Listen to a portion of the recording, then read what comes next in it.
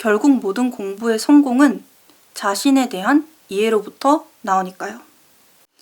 안녕하세요 선생님들, 송이네로입니다. 오늘은 이렇게 조금 다른 분위기의 영상으로 찾아뵙게 되었는데요. 그 이유는 여러분들이 댓글이나 이메일로 수험생활 중 멘탈 관리에 대해서 정말 많이 여쭤봤기 때문이에요. 오늘은 그와 관련한 얘기를 잠시 나누어 볼까 합니다.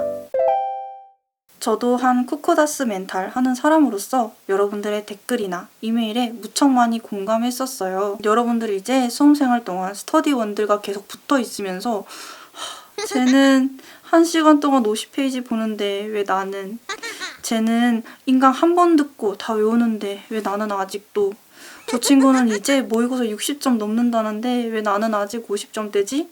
이런 생각 많이 하실 수 있을 거예요. 저도 정말 많이 그랬어요. 아마 임용고시 수험생활 중에 다른 선생님들도 대부분 그런 경험을 겪으셨을 거라고 생각합니다. 그 이유는 그런 종류의 열등감이라는 건 사람이라면 누구나 가지고 있기 마련이잖아요. 그래서 오늘은 제가 수험생활과 열등감 이 두 가지에 대해서 제 경험에 기반하여서 조금 말씀드려보고자 합니다. 송이네로. 사실 저는 과학고등학교를 졸업했어요. 근데 그 과학고등학교를 정말 어쩌다가 가게 됐어요. 중학교를 그 동네에서 소문날 정도로 정말 안 좋은 중학교에 가게 되었거든요. 조용히 그냥 무서워서 공부만 조용히 하다 보니까 3년 내내 성적이 상위권이었어요. 그런 저에게 담임 선생님께서 과학고등학교에 진학해보는 게 어떻겠냐라는 말씀을 하셨고, 저는 그때 사실 되겠어? 약간 이런 마음가짐으로 지원을 했었습니다. 그런데 합격이 된 거죠. 근데 그런 상태로 진학한 과학고등학교에서 제가 좋은 결과를 얻을 리는 없었겠죠. 같은 반에 저 빼고 모두가 영재원 출신이라서 소외감도 많이 느껴졌었고, 또 가자마자 대학 수학을 가르치는 거예요. 저는 아직 고등학교 1학년 것도 모르는데. 그래서 성적도 많이 안 좋았었습니다. 그래서 저는 과학고등학교에 입학한 첫 시험에서 거의 꼴등에서 비슷한 그런 성적을 거두게 됩니다.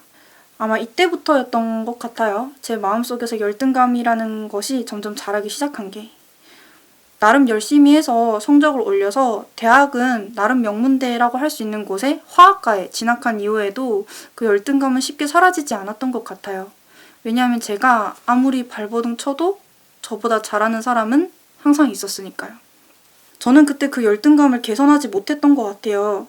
왜냐하면 그 열등감에 너무 사로잡혀버린 나머지 제가 못하는 것만 계속 바라보고 있었거든요.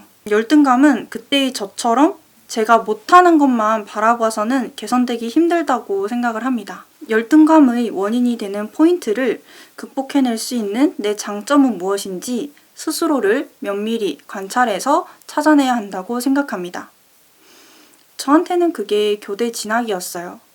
저는 화학과에서 그렇게 높은 성적을 거둔 것은 아니지만 그때 대학에서 배웠던 내용을 바탕으로 학원 강사로서의 커리어를 쌓는 데는 성공했었거든요. 저는 어떤 학문에 뛰어난 사람은 아니었지만 그것을 가르치는 것을 잘하는 사람이었던 거죠. 그래서 저는 24살에 수능을 다시 봐서 교대에 입학하게 됩니다. 누군가는 제게 화학이라는 분야에서 실패했다고 할지도 모르겠네요. 그리고 저는 그것을 인정합니다. 그렇지만 화학이라는 분야에서의 실패가 제 인생의 실패일까요? 저는 그건 아니라고 생각합니다. 프로이트, 칼 융과 함께 세계 3대 심리학자라고 불리는 아들러는 열등감이 극복 가능한 것이며 또 우리 삶의 원동력으로까지 쓸 수 있는 것이라고 합니다. 아들러의 말처럼 열등감이 우리의 힘이 되려면 우리들은 우리의 장점을 살려서 창의적인 공부 계획을 세워야 한다고 생각합니다. 한 가지 예를 들어 볼게요. 제가 학원에서 고등학생들을 가르치던 시절에 암기력이 유난히 약한 친구들이 있었어요. 그런데 그 친구들이 과연 머리가 정말 나빠서 암기력이 안 좋았던 걸까요? 저는 그렇게 생각하지 않았어요. 암기를 못하는 친구들은 자기가 이해가 안 되는 것, 자기가 받아들이지 못하는 것을 암기하지 않으려고 하기 때문에 암기력이 낮은 거라고 생각을 했습니다. 그래서 그 친구들을 데리고 무작정 문제를 풀렸어요. 기출문제든 연습문제든. 그리고 그렇게 연습문제나 기출문제를 바탕으로 뭔가 적용력을 기르고 이해력을 기르니까 그 친구들이 그제서야 암기를 하기 시작하더라고요. 그래서 나중에는 평균보다 높은 수준으로 암기를 하는 것까지 경험한 바가 있습니다. 그래서 사실 임용에는 이게 교육 과정이라는 문서가 이렇게 붙박혀서 내려오는 거기 때문에 이해가 안 돼도 외워야 하는 것들이 정말 많아요. 그래서 내가 암기력이 조금 약하다. 나는 내가 받아들일 수 없는 것은 암기할 수 없다. 이러신 분들은 무조건 문제를 먼저 푸시길 바랍니다. 제가 스터디1 중에도 암기력이 정말 안 좋은 친구가 있었는데 제가 그 친구한테 문제를 먼저 풀라고 권했는데 그 덕에 암기를 좀 잘할 수 있게 됐다고 말을 한 적이 있었어요. 그래서 암기를 잘 못하는 선생님들께서는 연습 문제랑 기출 문제를 바탕으로 이해력과 적용력을 먼저 기르시기를 바랍니다. 또 한 가지 더. 보통 집중력이 낮다, 산만하다라고 하는 것은 공부에서 큰 단점이죠. 근데 사실 제가 엄청 산만하거든요. 근데 저는 이걸 어떻게 활용했냐면요.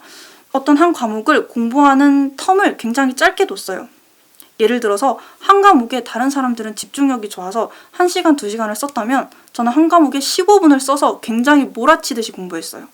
국수, 사과, 한 이 정도 4가지 과목을 15분, 15분, 15분, 15분 해서 1시간을 공부를 하는 거예요. 그리고 조금 쉬고 다시 1시간을 국수, 사과, 또 그 다음 1시간도 국수, 사과, 이런 식으로 15분 주기로 1시간을 몰아치듯이 공부하면서 과목을 자꾸 이렇게 바꾸니까 제가 산만한 게 오히려 도움이 되더라고요.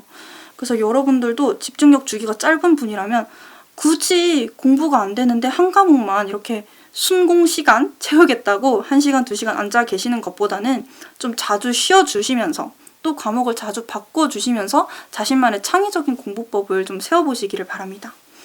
성인애로 선생님들 다 사람이라면 자기가 생각하기에 자기가 못한다 라는 부분이 누구나 있을 거예요. 그런데 적어도 수험생 할 때만큼은 자기가 못하는 부분보다 자기가 잘하는 부분에 조금 더 집중하시기를 바랍니다. 모든 것에는 다 장단점이 있잖아요. 제가 말씀드렸듯이 암기력이 낮은 것도 장점이 될 수 있고 산만한 것도 장점이 될 수 있습니다. 사실 제가 이전 영상에서 단권화를 언급하긴 했지만 그 단권화가 어떤 선생님들에겐 약이 될 수도 또 어떤 선생님들에게는 독이 될 수도 있는 거예요. 누군가는 기출을 먼저 푸는 게 좋을 수도 있고 누구는 암기를 전부 완벽하게 한 다음에 기출에 적용하는 게 맞을 수도 있습니다. 그러니까 뭔가 누군가의 공부법을 따라간다기보다 지금 아직 1월달이잖아요. 다양한 방법을 시도하면서 내 열등감은 무엇인지, 내 장점과 스타일은 무엇인지와 같은 물음들로 선생님들만의 창의적인 공부 방법을 마련하시기를 바랍니다. 나중에 후반에 가서는 이 공부 스타일 고치는 게 굉장히 어렵거든요. 그래서 일단 1월달 동안은 수험생 스스로에 대한 이해도를 높이는 시간이 되기를 바랍니다. 결국 모든 공부의 성공은 자신에 대한 이해로부터 나오니까요. 그럼 선생님들 오늘 하루도 즐겁게 공부하시기를 바랍니다. 안녕히 계세요. 송인애로였습니다.